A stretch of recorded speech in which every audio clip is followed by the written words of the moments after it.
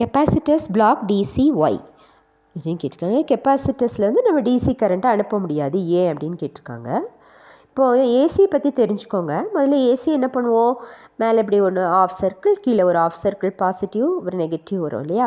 இப்போ மேலே ஒரு ஆஃப் சர்க்கிள், கீழே உள்ள சைக்கிளை இப்போ இது கூட சேர்த்திங்கன்னா என்னாகும், அது ஒரு ஃபுல் சைக்கிளாக மாறிடும். அப்போது இது ஒரு சர்க்கிள் சுற்றுது, இந்த சர்க்கிளில் ஒரு செகண்டுக்கு எத்தனை சுற்றுதோ நம்ம அதை தான் ஃப்ரீக்வென்சின்னு சொல்லுவோம். ஸோ ஏசியை பொறுத்தளவில் நமக்கு ஃப்ரீக்வென்சி இருக்கும், பட் டிசிக்கு அப்படி கிடையாது.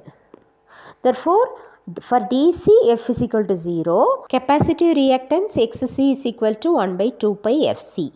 அதில் F 0 போடுங்க, 1 by 0 என்ன வந்துடும், இன்ஃபினிட்டி வந்துடும். therefore X is equal to infinity. reactance ரொம்ப அதிகமாக இருக்குது அப்படின்னா, தடுக்கிற தன்மை ரொம்ப அதிகமாக இருக்குது அப்படின்னா அது பிளாக் பண்ணுதுன்னு அர்த்தம். So a capacitor does not allow DC to flow through it, that is it blocks DC. Subscribe பண்ணுங்கள். தேங்க்யூ.